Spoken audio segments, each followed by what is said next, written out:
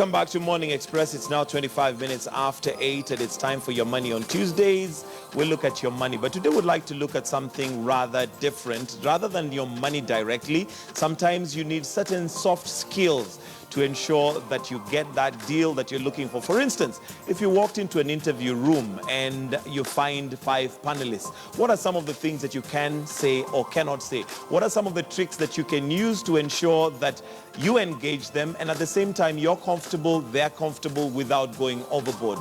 Or for instance, let me give you a different scenario. Maybe you're a businessman and here you are at a cocktail where you're meant to network. It can become very awkward because these are people who you don't know, they don't know you. What are the icebreakers that you can use? And did you know that apparently the biggest fear for humanity is not death? It is actually the fear of public speaking. So that's what we want to talk about here this morning. And let me introduce the panel that we have this morning. And my immediate left, we have Purity Canario, who is the VP Public Relations for Toastmasters International. Good to have you. Good to, thank you. Karibu sana. And then we have Japheth Musau, who's the incoming president, Toastmasters. Karibu, and good to have you, Bona President. Thank you very much. Last but not least, we have Monica Oraro, who is the VP Mentorship, incoming VP as well. Good to have you as well. Thank you. All right, let me start with you, Purity. And first of all, maybe correct me if I'm wrong, that apparently I was reading somewhere that the biggest fear for humanity is actually not death, but the fear for public speaking. Is that true? This is true, Michael. The fear of public speaking is in fact one of the greatest fears that we have, not just in Kenya, but the world over. The idea of having to proclaim yourself and declare yourself to people and tell them information and to have that received positively is very difficult for many people. Okay. So yes, it is. Why do you think that is the case, Jeff? I think it stems from the fact that people don't know the skills. If you're ignorant about something, you'll definitely be apprehensive about it. But as people develop the skills and the tools and the approaches, then that fear tends to go away.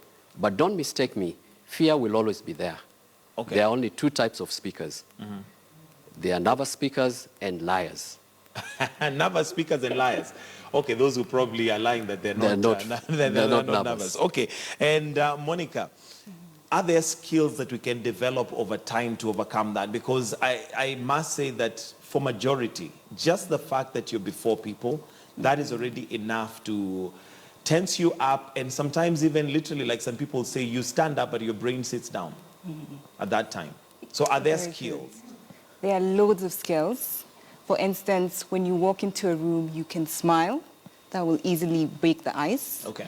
And you can also try to make eye contact. Sometimes when you're in a large room, it's very hard to stand in front of people and give them eye contact. But what you can do is you can point at the person in the middle and focus just above their head, and that allows you to give eye contact to the whole room. Oh, wow. So if there are a number of people, the person in the middle, above their head. Because again, it can be very awkward when you're looking at somebody straight into their eye to a point where they're even thinking, okay, this guy's weird. So how do you ensure that it's not too much staring? Because I've heard that, eye contact is important for you to be genuine, to look genuine, and even for them to have that assurance that you're not lying. So how do I ensure that I have that balance? I think for me, Michael, I would agree 100% with Monica. If you were to stare at the person or to look at the person directly in front of you, because usually you would be standing in the middle of a room. So if you were to look at the person directly in front of you at the very end, then it gives your eye the scope to be able to see on your left and your right. And that way you don't have to turn all the way to the very end of the room to be able to see everybody. And that way you give the illusion that you're actually looking and talking to everybody and removes the pressure of having to individually look at every person in the eye. Okay. And really just removes the pressure from yourself. All right. Japheth, why is it important for eye contact? Eye contact, in the first instance, communicates genuineness. It shows that you're transparent, you're confident, you know what you're talking about. Because if you don't give that eye contact, it communicates either you're not sure or there's something you're hiding. So it's for the purpose of communicating openness, transparency, and confidence. And this is proven psychologically, that it actually does give confidence to the person who's interviewing you. It does. Many studies have been carried out.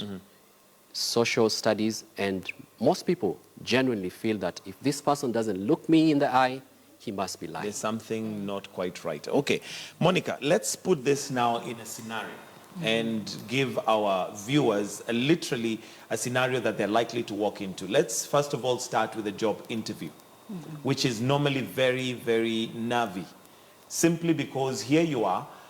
Normally they say that when you have your curriculum vitae, that's the first impression that your prospective employer has. But the time you present yourself, this is now literally you selling yourself. You walk into a room where you have, say for instance, 5 panelists. What are the do's and don'ts? Michael, I think the do's, definitely you try to break the ice, try to get the person to be comfortable with you. So you may start with a small icebreaker. You may ask them about the weather, the environment that you're in. And once you get settled, they may ask you to tell the interviewer about themselves, in which case this is an opportunity to talk about yourself.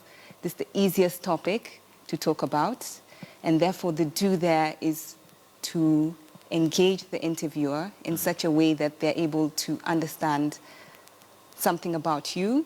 You can give them a story, an example of something you've done at work that has been successful, and in that way you're being personal with them, and that also helps to bring your best foot forward. Okay, Japheth, we've talked about icebreakers, and for the benefit of somebody who might be wondering what is an icebreaker, and maybe give us an example. What is an icebreaker?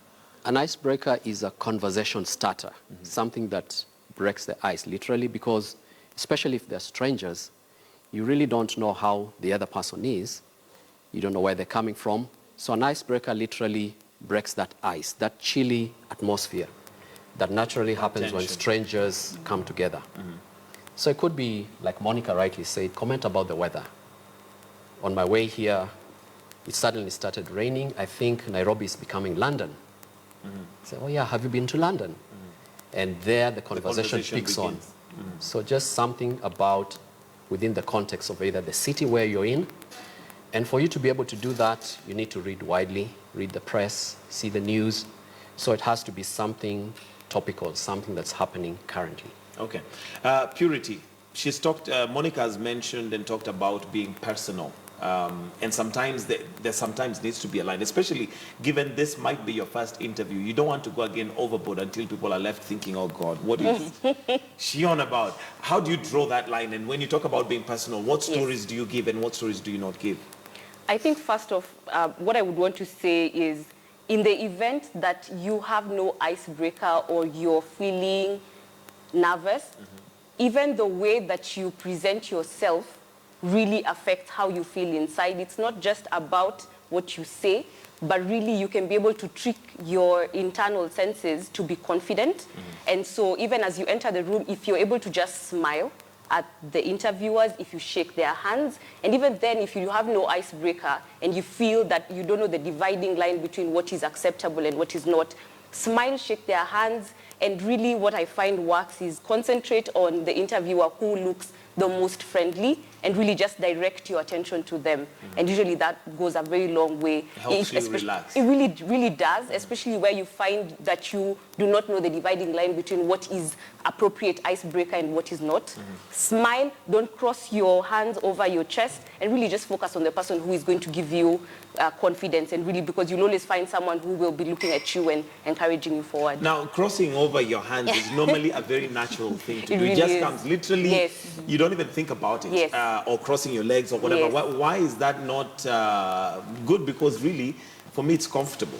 I think, again, the nature of humanity. When you cross your hands, it communicates a closed personality. So it's good to be open, even as you stand and you speak and you make presentations, to take a stance that is open-handed, and that is welcoming, open, because this communicates something else. Something else. You're closed up, and maybe there's something you don't want to say. There's something you don't want. Can I start this way, maybe as I get comfortable, relax, and, take it easy? If it is purposeful, you could. Maybe there's something you want to communicate, yes, but let it be purposeful. But majority of the time, just be easy. Okay. Because communication is not just what you say. What you say accounts for only 7%. That's true. How you say it, vocal variety, communicates something else, and that takes 38%. Wow. Now you're just at 45%. So what's the 55? The 55 is how you look.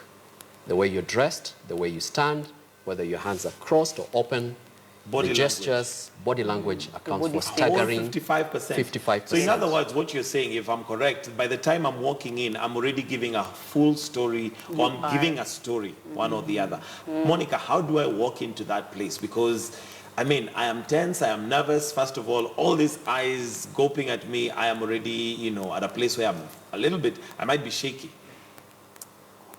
Michael, I would say when you walk in, you try to walk in with confidence.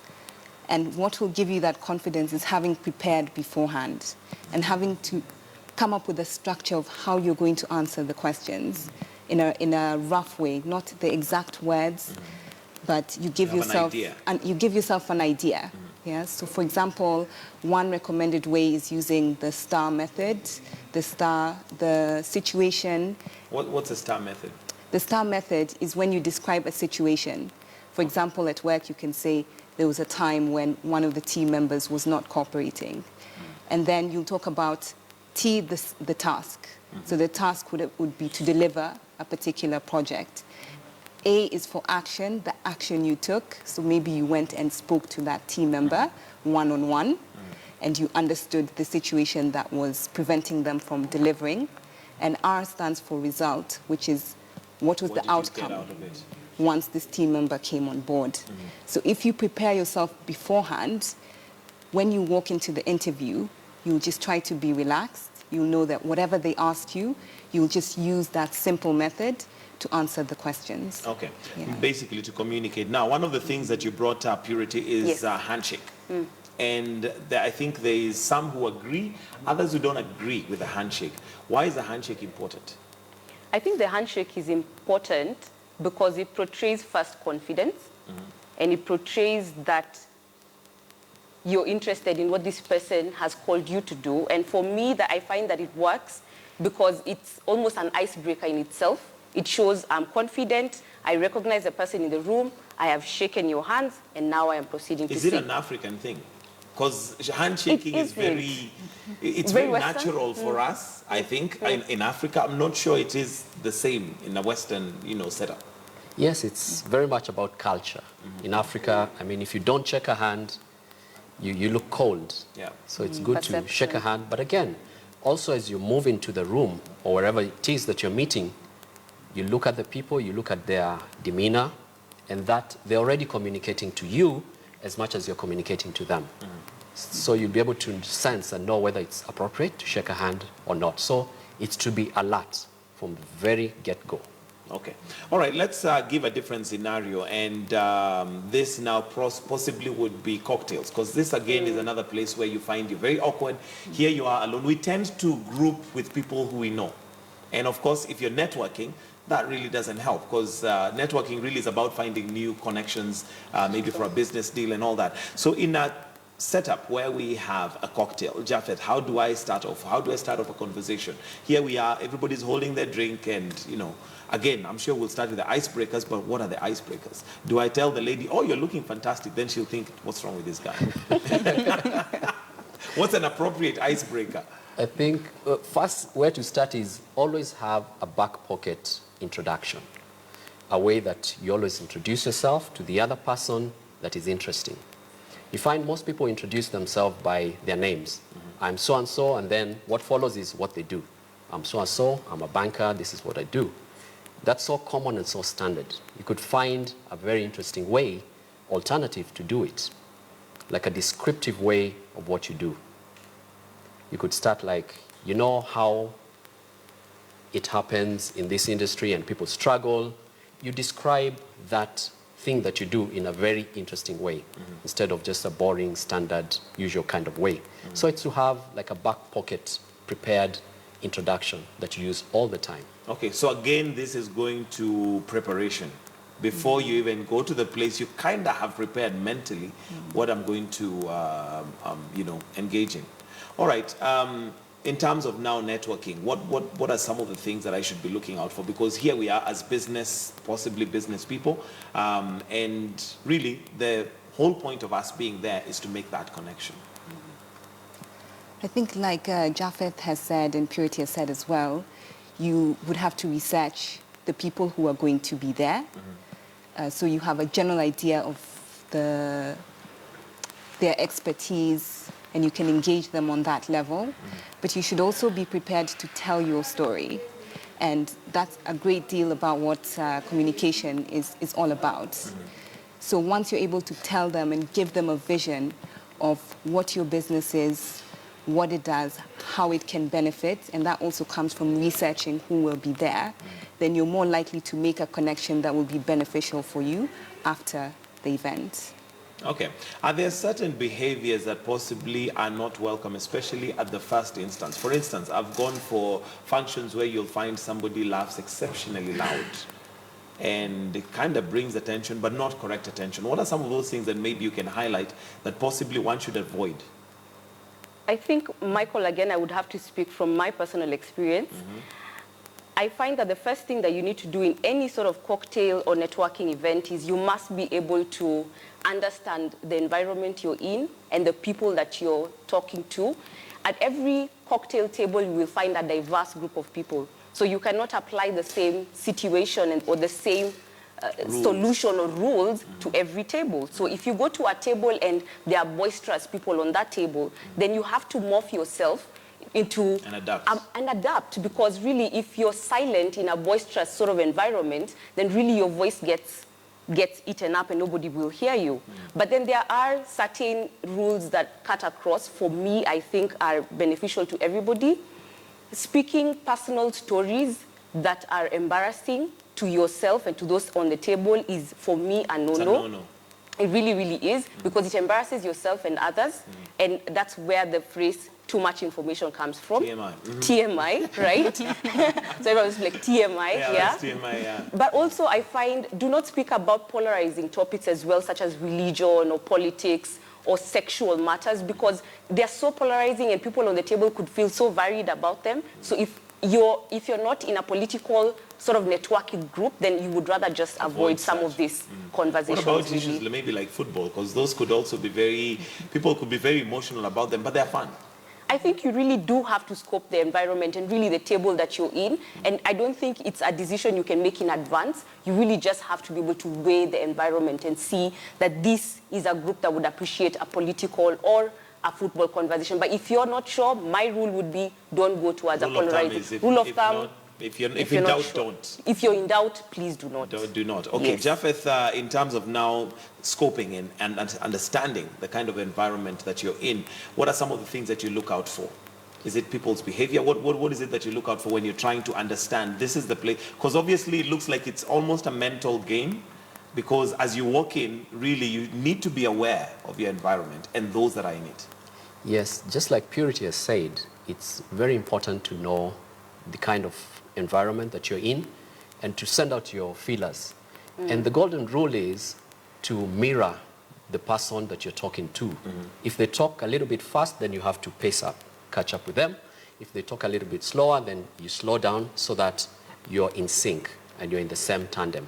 Does that mean I have to keep pretending? I want to be myself. I want to talk my normal self. You talk as your normal self, but even your normal self has different paces of talking in different situations. So it's to mirror. Even she talked about you get to a boisterous table, then you have to up your voice. Yes. If normally your voice is low. If you get to a table which is a little bit quiet, then you mirror what everybody else is doing. Okay. So it's to adapt to the environment. To adapt to the environment. All right, Monica, let's paint a different scenario, because here we're trying to help people understand that the environment may change, but at the end of the day, you want to clinch that deal or get that job.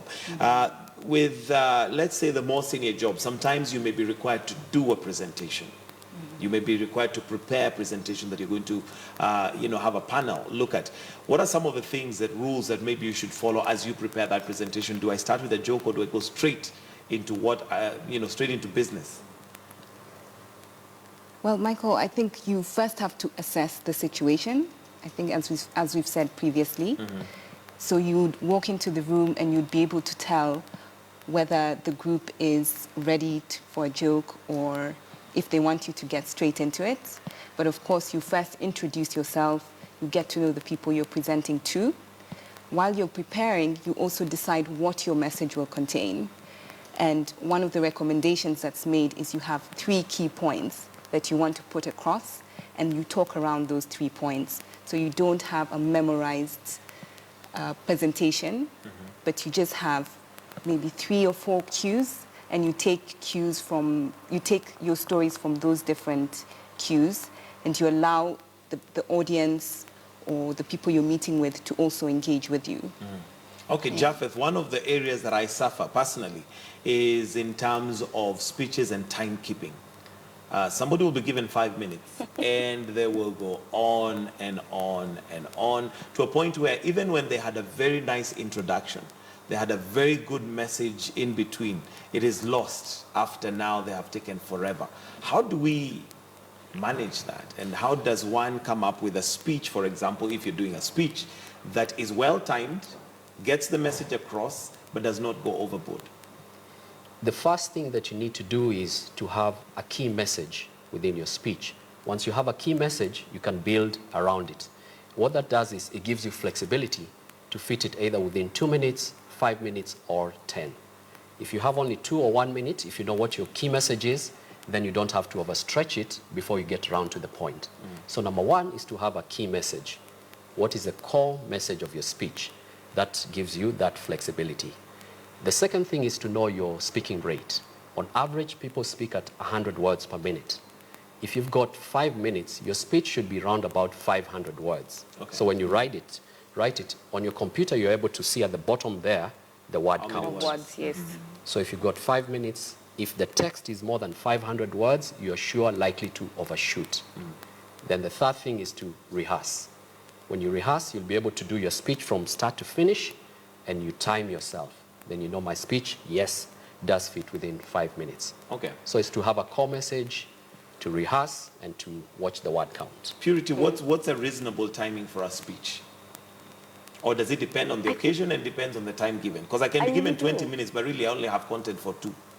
I think I agree with you entirely. It really just does depend on the environment you're in. But again, for me, the rule of thumb is, just as Japheth said, you must understand what your key message is, and then you must appreciate brevity, or how can you shorten your conversation so that you deliver the message quickly, because unfortunately or fortunately, we are evolving into a culture that is of short attention span. And so if you stretch your message too long, then we easily will switch off. So it really, again, in answering your question, it depends with how much time you're given and your audience and what capacity do they have to listen to you for 20 minutes or for 5 minutes. I don't think you have to use your entire 20-minute slot if that is what is allocated to you. If you only have 10 minutes of conversation or speech to give, then that's what you should use. Okay, the but shorter, the sometimes better. we may feel pressured to use the 20 minutes, because then if I don't use the 20 minutes, I feel like I came short of, the expectation. Is that natural? How do I ensure that since I've been given 20 minutes, I still prepare and use the 10 effectively, but maybe use the other 10 for something else? Or do I simply stop at 10? The other thing that you could use that balance of 10 is a Q&A. You could give the audience a time to ask questions, clarify, and that could fill up the other 10 minutes. So it's to be creative with the time. Okay. Maybe jokes when it comes to just getting everybody to feel comfortable. Are there certain jokes that maybe one should avoid? I think the rule of thumb still applies. Still and really, applies I think we have addressed it, because you cannot, of course, go to embarrassing jokes. You can't go to very complicated jokes unless the audience is very sophisticated, because, again, how do you the joke determine could if fall they're sophisticated? Because I may understand the joke, but and the next person may not. The next person is thinking, what is going on? For me, I think the element of a good joke is the element of surprise. So something that nobody saw coming, and it could be very simple thing, like, for example, it could be you're telling a story about a child comparing the mother to the father, and the comparison brings in an aspect that has an element of surprise, and that will go down well with most audiences. Okay. Yeah. Is it in order to rehearse a joke? Because sometimes you think jokes, for comedians, they literally seem to just spring out of nowhere. But they seem to be very effective when it comes to communication. Should one maybe hone that skill by rehearsing jokes? Absolutely. It is said that it takes about 30 minutes to prepare for a 1-minute impromptu speech. Even those comedians that you see, they rehearse, and again rehearse, especially where the punchline is supposed to be. Because that's one of the elements of a joke. Where is the punchline? Where is the joke?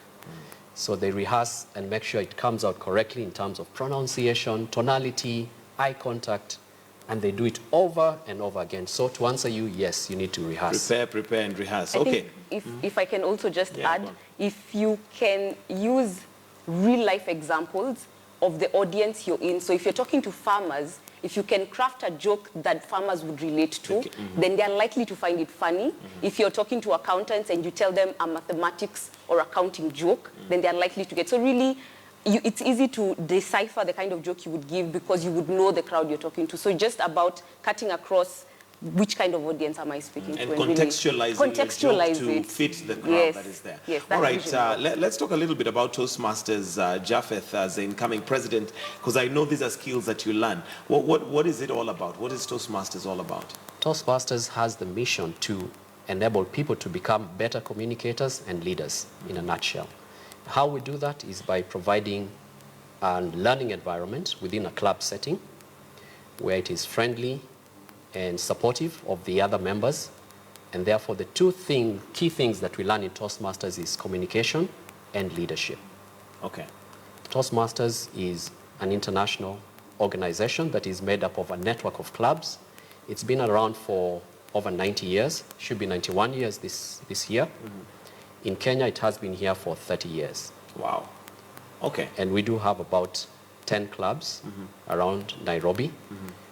One is coming up in Kisumu, one is coming up in Mombasa. And that is the kind of network that we have. Okay. And generally speaking, in terms of, I know there's an event that is coming. What is the event all about? The event is called the Best of Toastmasters East Africa, Botea. It's taking place this Saturday at the Nairobi Safari Club. Okay. And the event is really to bring people from all over the region, so from Kenya, Uganda, Tanzania, Rwanda, Ethiopia, to one location and to showcase the best of Toastmasters. So we'll have some of the best, we'll have speakers at different levels, so from beginner level, intermediate, advanced, and we will also have a guest speaker, Dr. Wale Akiemi, who will be giving us a special presentation. And it's also an opportunity for people who don't know about Toastmasters to come and learn what it's really about. Okay. Are there opportunities to network, or is it purely just a chance for people to learn skills in communication and leadership? 100%. One of the main goals of Botea is to network. Like Monica said, we will have people from Uganda, from Tanzania, from Kenya, from Ethiopia coming in, and we will actually have a gala dinner at the very end where we will network with each other, and not just from the different clubs, but really potential Toastmasters will attend as well. So yes, networking will be one of those things. All right, as we finish, Jeff, maybe anything that you'd want to highlight in terms of now communication and leadership that we need to learn? What are some of the things, maybe one or two things that we need to know in regards to communication and leadership? What I would say is it's very key for people to develop their communication and leadership skills, and especially communication, because communication is more than just the verbatim. What we say, how we say it is very important. And how we say it, like we just said today, are skills that develop over time, that you practice, that you learn from experienced mentors, and therefore it makes you a better communicator. And leadership is not possible without proper communication. One of the key responsibilities of leadership is communicating your vision, your goals, and your targets. All right. Thank you very much. We wish you all the best with the event that's coming. That is Japheth Musau, who's the incoming president for Toastmasters International, and Purity Canario, who is the VP, Public Relations. Last but not least, Monica Oraro, who is a VP membership. Thank you for sharing your skills with us this morning. That's where we're going to wind up Morning Express this morning. Thank you for keeping us company. But do stay with us right here on KTN News. Morning Express ends and we're going to have World View with Najma Ismail. And in case you're on KTN Home, Go TV is it's channel 94, Zuku channel 14, DSTV is 274. But we'd also like to leave you with some of the phrases that we use oftenly with our new feature right here on Morning Express, which is known as Up to Scratch with Zinzi Kibiku, and find out what our phrase is this morning.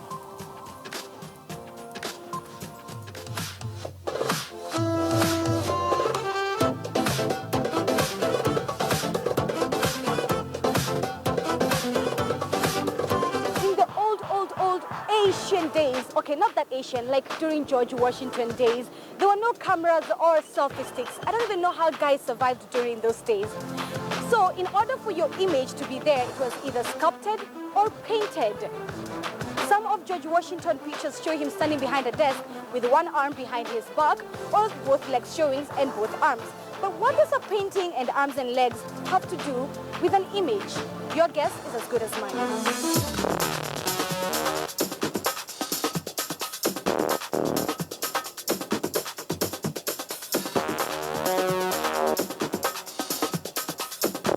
Arms and legs. When something is so expensive, you'd give up an arm and leg for. Oh yeah. I think when something is just really expensive, you could give it an arm for, or a leg for it. Yeah, that's what it is. An arm. The whole thing. Yeah, like, because the arm is here and the leg is here, so generally everything. Yeah. Arms and the leg, not really. I've not heard about it.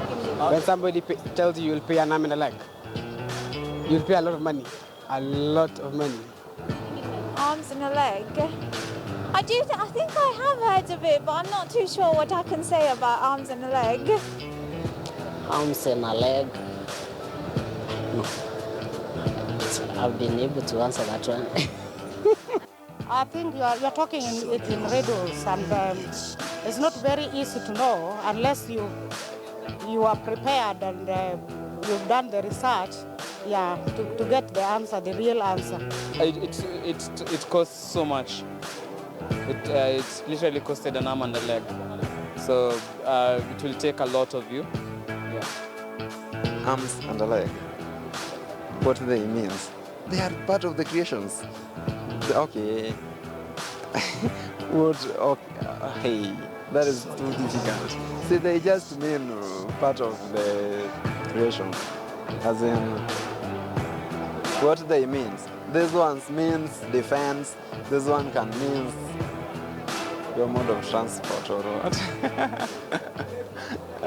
Later on, Long Beach Independent newspaper were actually the first people to use this phrase under their food column.